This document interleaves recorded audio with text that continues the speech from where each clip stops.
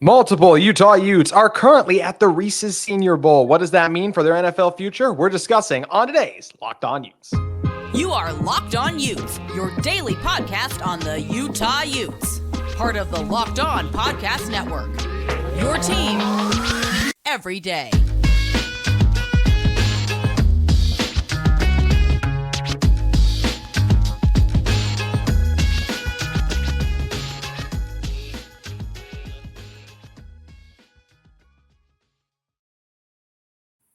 Hello, everyone, and thank you for making Locked On Utes your first listen every single day. We are available on all platforms, including YouTube and wherever you may get your podcast. If this is your first time listening to our show, make sure you like and subscribe. Love interacting with all of you in the YouTube comments or on social media, where you can follow our show on X at Locked On Utes. Today's episode of Locked On Utes is brought to you by our friends at FanDuel. Make every moment more. New customers can join today and you'll get $200 in bonus bets if your first bet of $5 or more wins. Visit FanDuel.com/lockedon to get started.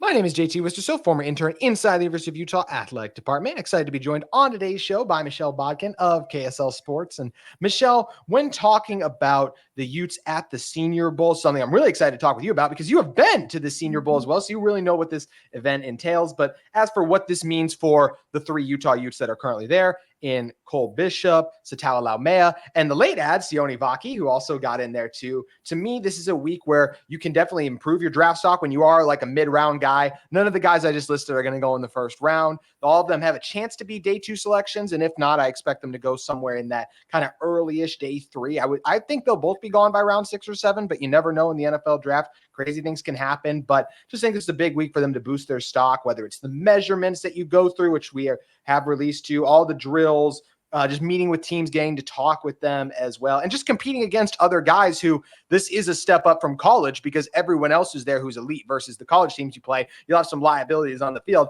That's not the case at the Senior Bowl with all these guys competing, trying to make an NFL roster spot. So overall, I think it's a great thing for these guys to have the opportunity to show their stuff and impress NFL teams in person. But what do you think the biggest benefit for all these Utah guys is going to be for them practicing and then competing in the Reese's Senior Bowl this week? I mean, that's the big thing is these like NFL showcase games. Mm-hmm. They're an opportunity for GMs and scouts to really get up and close and personal with you, get to talk to you for a week, both on and off the field, see how you practice, run some measurables on you, see how you work with a playbook, see how you gather information, see how coachable you are, how you handle yourself when you have downtime. It's like a little mini taste of, what is it going to be like if we invite you on our team and you're part of our franchise. Are you going to cause us any kind of headaches? Are you going to be an asset? And so this is, these are really great opportunities. The Senior Bowl is probably the best known one, but obviously you have the Shrine Bowl and you have some other smaller ones as well that these guys can get invited to and have the opportunity, like I said, to be around NFL people for a week and just kind of show them who they are. I think is the biggest thing, both on and off the field. It really, really matters, and it can make or break whether you get a job.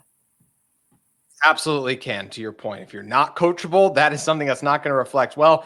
If scouts all the time will talk about guys they pound the table for, this is the week where you become that guy the scout pounds the table for, because it's like, let's talk Sione Vaki, for example. Sione Vaki measured in at 5'11", basically. So that's an instance there where he's going to need someone to come in and pound the table for him and kind of show like, hey, I know he doesn't have the height of all the other safeties that you normally see in the NFL, a lot of these guys, but this is a guy who not only do we have all the multiple positions and all the other things he's done really well, but came in, bought in, worked really hard. That's where this week can be big for Sione. Also, another thing on Sione's height, even though I mentioned he's not the biggest, some other safeties that Sione's actually taller than that have had success in the NFL. Antoine Winfield Jr. already won a Super Bowl. Quandre Diggs had a nice career with the Seahawks. And of course, Tyrann Mathieu, one of the most legendary college players of the last 10 years, basically, with what he did at LSU. So it's definitely not like, oh, Sione was only 5'11". That's it for his NFL stock. You see guys at the NFL level making plays, and especially when it comes to Sione, I just look at the athleticism and some of the things that he showed a dual threat capability. I still think he'll be drafted to play defense primarily, but I think he's definitely going to be a return guy potentially. Just when he showed the explosiveness that he showed in a couple of those opportunities, I have a hard time seeing NFL teams not wanting to put the ball in his hands in some form during the game. Yeah, I think things like this are especially great for a guy like Sione Vaki. These teams are very curious. And I've had some of these conversations with NFL scouts. They're very, very curious about the fact that he can play both ways. You know, the athleticism that he's shown, the skill set, how quickly he kind of bounced into that role was impressive. You know, he hadn't done that since he was in high school. And in between that, he went on a mission and it all just kind of came back to him quickly because his team needed him to do that. And so, you know, those are all things that the NFL really likes.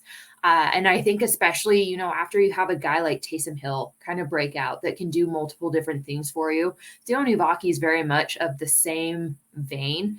And so I think, you know, that in and of itself, they just want to see that up close and personal. They want to see how that works. They want to see how you operate, how you prepare. Why are you so good at doing this? And so I think out of everyone that got invited, I think Sione probably benefits the most from this invite. Yeah, I think he definitely has an opportunity to as well. And it's crazy. Like you said, just the underclassmen aspect of all of this as well versus all these other guys, but it's a great opportunity for him to compete. And I expect him to have a really good week down there too, but he's not the only one there. As we did highlight, other guys there are Cole Bishop and Sataoa Laumea. You know, for Cole Bishop measuring in at 6'1", over 200 pounds, I think was good for him too. And then for Sataoa, you know, he's 6'4". First starting with Sataoa, I think he's a guy that we've always projected to be guard. So I think where I see the most value for Sataoa this week are those one-on-one opportunities inside at guard going against these other defensive tackles. Sataoa was very good at Utah. Had a really nice career, first team all Pac-12 on, I think 2 occasions. One as a tackle, one as a guard. It could be missing one of them. But he is a guy that, as we said, projects as a guard for a reason. There were a couple of times where just like the best edge rushers would kind of get around him a little bit like that. It felt like he played tackle more out of necessity the last 2 years for Utah when it was like, hey, he's at his best at guard, and credit to him for sacrificing for that. So I've always felt like this week could be good for him to get those reps at guard. And then as for Cole, honestly, I think for Cole, it's just continuing to compete at this level too, because he's another guy where, yes, he's 6'1", but not the tallest guy, not the longest, not the fastest guy on the field, but just a guy who always finds a way to make plays. And I think the more these people are around him, I think the more that NFL people are around him, I think the more they're going to fall in love with him too. So I think it's a great opportunity for these two guys to boost their stock as well, Michelle. Yeah. So, I mean, with the offensive linemen, right, there's very, very few guys that are big and athletic. It's usually you're either big or you're athletic, but you're not both. And so, you know, everybody's always looking to kind of up their offensive and defensive lines. This is an opportunity to see, you know, how do your hands work? How do your feet work? How do you move in sync with the other 5 guys on the line, or 4 guys, or 3 guys if you're talking defensive line? So I think that's going to be really beneficial for Sataoa. And I also agree with you. You know, he was playing maybe a little out of position. Of course, that shows some like versatility. Okay, well, he knows how to do this. We probably are not going to purposely use him that way, but it's nice to know in a pinch we could kick him out if we needed to, and he'll be fine enough. But I think this is a really great opportunity for NFL scouts and GMs to see him where he's going to be primarily, right? Because that just didn't happen a whole lot at Utah. And then a guy like Cole Bishop, I think for him, it's the maturity, right? Like he's just a very mature, put together guy. And I think just having the opportunity to talk to people, he's really going to impress them. They're going to walk away and they're really, really going to like him and see that he's very smart. He's a very natural leader. And not that the other two aren't, they absolutely are those things too. But I think that's just one of the things that really stood out and made Cole particularly special is how quickly that happened for him at the college ranks. You know, he didn't really have to spend a whole lot of time growing into that. Pretty much his freshman year, he was that for that team.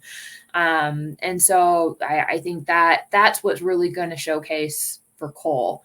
is just that maturity, that confidence, that leadership ability. So, I mean, they all have things that I think are really just going to shine and showcase very well. And to your point, it's a great opportunity.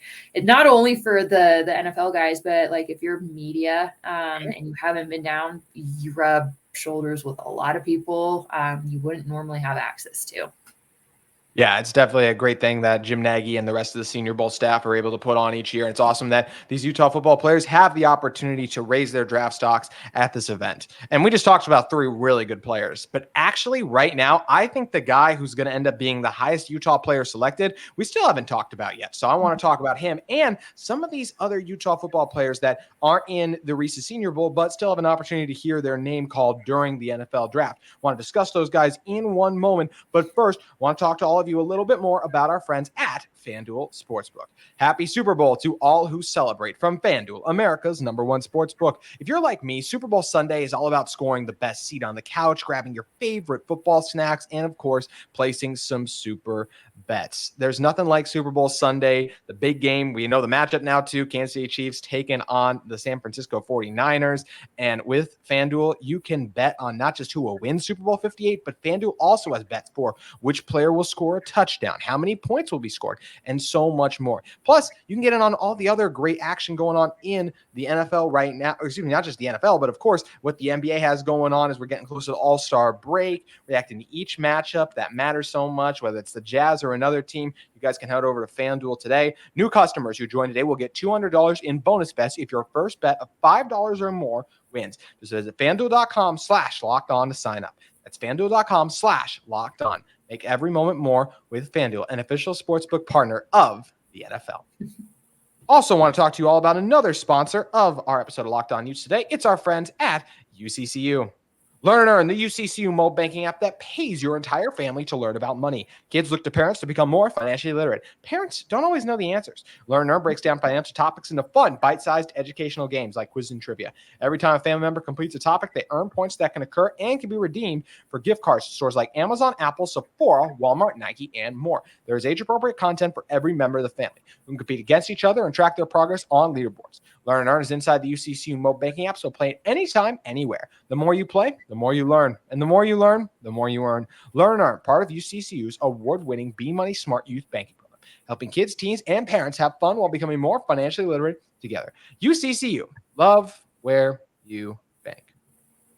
Michelle, before I talked about our great sponsors here at Locked On Utes, I did tease a little bit. I believe the best Utah player in terms of how he projects to the NFL and where he will be drafted at actually is not involved in the Senior Bowl. I think that's Jonah Ellis, who is actually involved in the East-West Shrine Bowl, as I appreciate you reminding me of before we started recording as well. I want to give you the credit for that. And also reminding me that Steve Smith's going into the Hall of Fame, which that's a cool thing that we could talk about in a second, that he's going to be going into the Hall of Fame for that. But when you're talking about Jonah Ellis, just such a guy who was so productive as a pass rusher this past season as well. Love the way he uses his hands. I think that's one thing that I feel like will impress NFL teams is there's multiple ways he can win. There are some guys where it's like, oh, he just has the speed and then we need to develop the moves. Like, I feel like Jonah's going to come in right away. I don't think he'll be a starting defensive end, but I definitely think he's a guy you could rotate in. He can rush inside or out because of those multiple ways he can win. I think he has pretty good bend and speed. He's a guy that right now, I think he's got a really good shot to be a day 2 guy. Could he fall to round 4 or 5? Sure. But I think he's really got a shot to be a day 2 guy because the production and the skill set, I think it projects to the NFL well. He has an opportunity to be able to raise his stock too at that East-West Shrine Bowl. What do you think about Jonah Ellis and his NFL future? I mean, you just have to look at the pedigree, right? He has his dad and, of course, 2 brothers now, I think, they're doing, I think it's 2 that are doing well in the NFL. So, it's kind of a family thing. It's family business. But obviously, not everyone in every family develops the same traits, but I do think Jonah is very talented. And I think the telling thing is, and we've talked about this before, he was second on the depth chart. It's so easy to forget that. He was not projected to be the starter at Utah this year. And injuries opened up an opportunity and he kicked the door down and he never looked back. So I think that bodes well for him in the NFL because obviously the NFL a lot of times is. It's just about whenever you get that opportunity and if you make the most of it, and not everyone does. You know, there are a lot of people that flame out when the light finally is on them. Whether it's, you know, you get drafted and are expected to start immediately, or whether you're the guy on the bench that's maybe only supposed to go in occasionally. So I think that in and of itself is a big positive for Jonah, being able to show that. And then, you know, we talked about how Sione Vaki is a little bit undersized. Like, Jonah's a little undersized too. So again, this is just a great opportunity to showcase why that doesn't matter. Why you're a baller anyway. And I think someone will take a flyer on him because of the family name. And simply because film don't lie. Exactly. Yeah, 1000%. I forgot he's only 6'2". He plays like he's 6'4". Like that's a great point by you. I definitely, as soon as you said that, I'm like, is he really? And then I was like, oh crap, no, he is actually. He's a little undersized, 6'2", 246. Like you said, it's not like it's crazy small, but it is undersized for like what you would normally project a NFL defensive end, I feel like, to be. So it will be interesting to see, and that's where he has the opportunity to get that kind of label taken off him. If people do have on him like negative, undersized, like you can do enough of a positive just by putting it out on tape and continuing to produce that they'll be willing to overlook that slight thing. And guys fall for the dumbest reasons all the time. Michelle, I don't know if you'll remember this, but like it was just last year. Remember your whole CJ Stroud thing with him and this one processing test? And everyone was like, I don't know about him. And it's like, he's the best rookie quarterback we've seen in a very long time. But there was this one processing test that he didn't do so well in. So he's going to be a bust. Like, it's always crazy what the different things they pull on. But I think the most important thing is what you mentioned for all of these guys. Film don't lie. Mm-hmm. Yeah, I mean, they all were highly, highly productive at Utah. And I think that's also another benefit. These NFL scouts and GMs, they kind of know the schools that they can go to for surefire good guys that are ready to go. And at least through my conversations, and I can't imagine why anyone would bother. It would be such a dumb thing to lie about. I would have to imagine it's true. Utah's one of them. It's one. I hear that consistently. Oh, you know, so-and-so, gosh, Kyle Whittingham in Utah, they do such a good job of making sure that their guys are ready to go for the next level. We don't feel like we have to babysit them. We don't feel like we have to hold their hand and show them the process, because they've been shown the process all through college. Not every college team does that. And you know what? BYU's starting to get a little bit of a reputation for that as well. And it makes sense because that's all the same coaching tree. So it's all the same process that these guys are going through. And what a huge, big deal. I mean, for the state, and to then see, you know, statistics that per capita were like the 7th state for producing NFL talent is just crazy. But I think there's a reason for that. And I think a big part of that is whether you go to high school here or whether you come in to go to college here, you're just put through a process that you're around people that know football really, really well. And I think understand how easy it is to be overlooked when you're trying to make the big stage, and they just know how to show and train guys to overcome whatever obstacle it may be that they have in order to make that, if they really want that.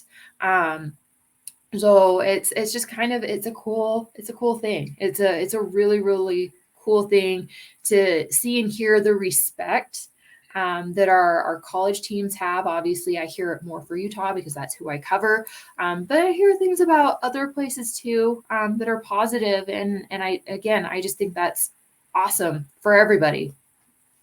I absolutely agree. And I'll say this too. I think the best right tackle in the NFL currently played high school football in Utah, to your point. I've watched a decent amount of Penei Sewell the past 2 weeks because of the stage he's on in the NFL. He's incredible. And you mentioned earlier how important it is to be athletic and strong. He checks that in spades. And that's the type of talent and that is the type of talent. Once again, a guy who played high school football out in Utah. Jackson Powers Johnson is a guy who was just voted the best center of like literally college football at Oregon. He's a guy who went to high school at Corner Canyon High School out here in Utah. Now he's going to go off and be an NFL center too. So there's a lot of talent in the state. And also going back to your point about Utah, on Joel Klatt's show just a couple weeks ago when he had Utah inside his top 10 rankings, he's called Utah the second best developmental program in college football, only behind Michigan. And I'm sure a lot of you hear that and go, what about Ohio State, Georgia, some of these other teams? Like, I think what Joel is talking about is not, hey, did you help a 5-star who was already really like dang good and being a 5-star, like just continue to do that?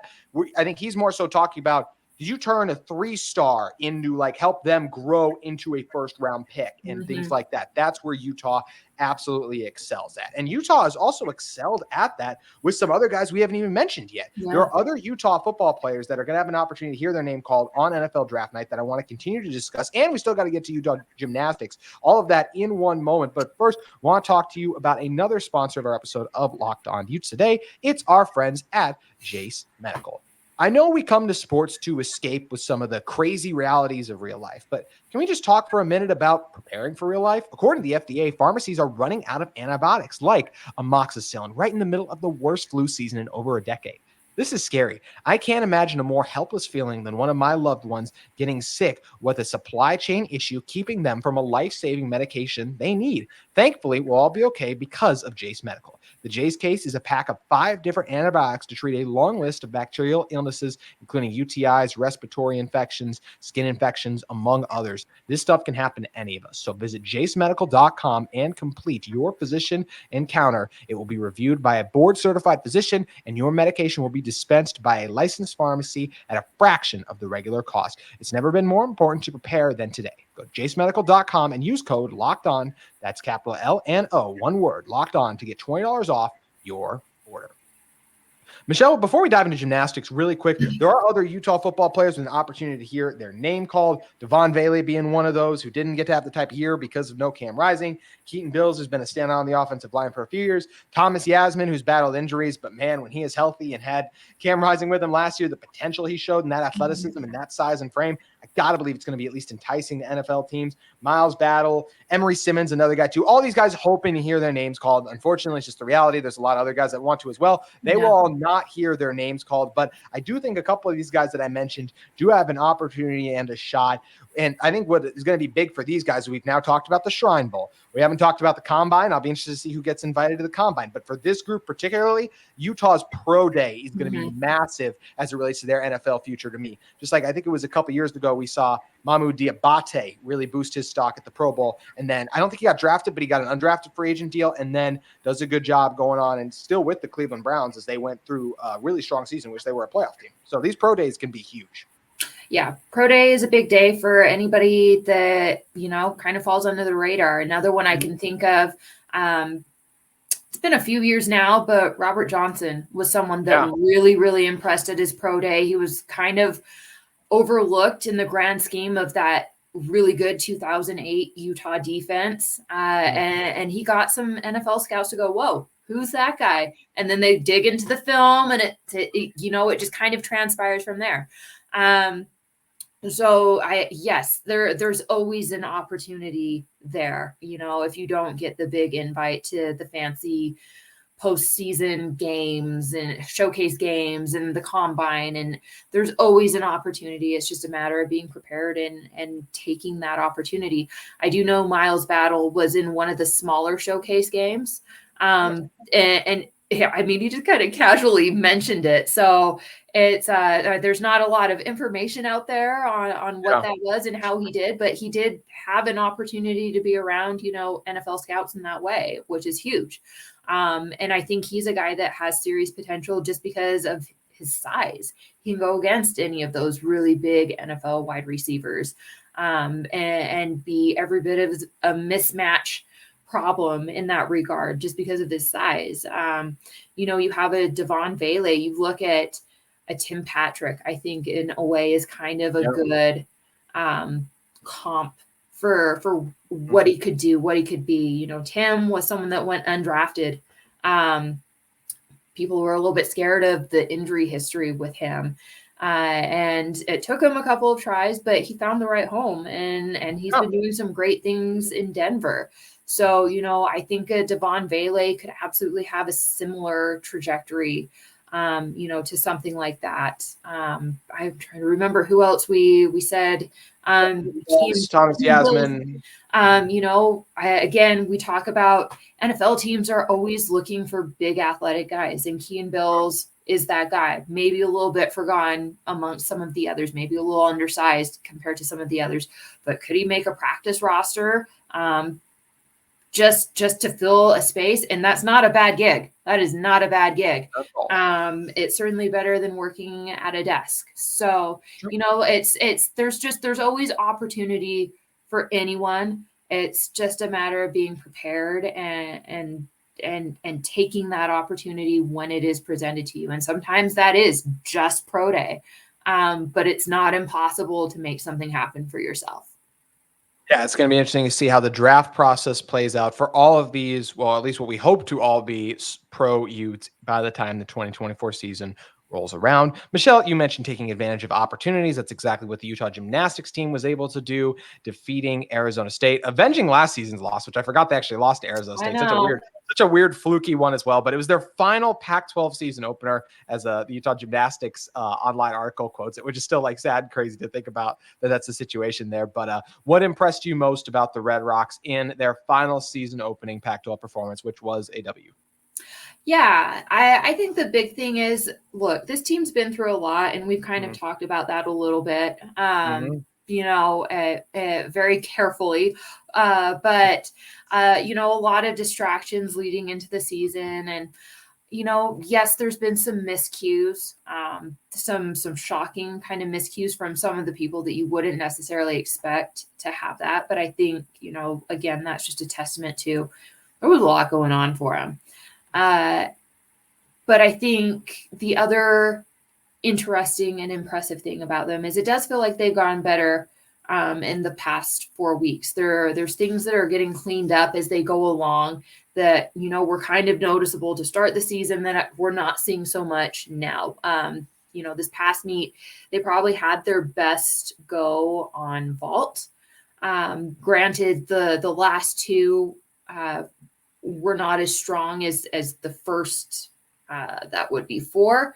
I'm like, how about math? The first 4 that went, but it was surely a vast improvement from basically nobody hitting on their vault, 2 weeks prior. So it's things like that I think, they're starting to clean up. They're starting to get around. Again, you've had some of the unusual misses. Grace McCallum, has faltered a little bit. Miley O'Keefe had a meet where she was not at her best. Jaden Rucker just had hers. But you see these girls also bounce back and have really great meets. And it's like they're getting it out of their system now so that maybe it's not an issue later on when it really starts to count. And they're still putting up good scores. Yes. They moved up to number 4. Their scores average out to putting them in 4th place for how they're scoring each and every week. And that's a tremendous place to be. That's exactly where you want to be. And it'll be interesting to see what happens when we finally do switch over to the NQS system, National Qualifying Score system, which will be in another couple of weeks. But they just need to keep doing what they're doing and keep doing little things to get better every week. And I think they'll be just fine.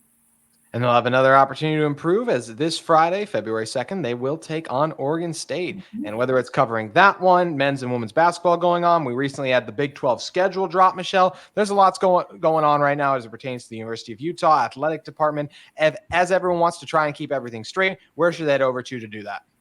Yeah, so always make sure you're checking out KSLSports.com. Hit on the Utah Utes tab, and all my stuff will be there. And JT is right. I cover a myriad of things. Yes, you do.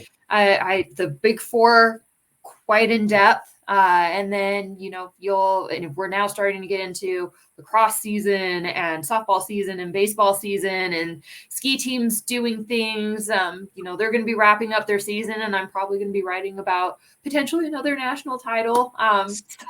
They've been having a really great season from what I can gather so far. So lots to keep up on with the Utes. And then, of course, you can always follow me online on the social medias, on X, Threads, and Instagram. It's all at Bodkin KSL Sports. Well, there is a lot going on. So, Michelle, we appreciate you joining us. No problem. Happy to anytime. That's going to do it for today's edition of Locked On Utes, but we'll be back with you soon talking more things Utah athletics. We'll see you then.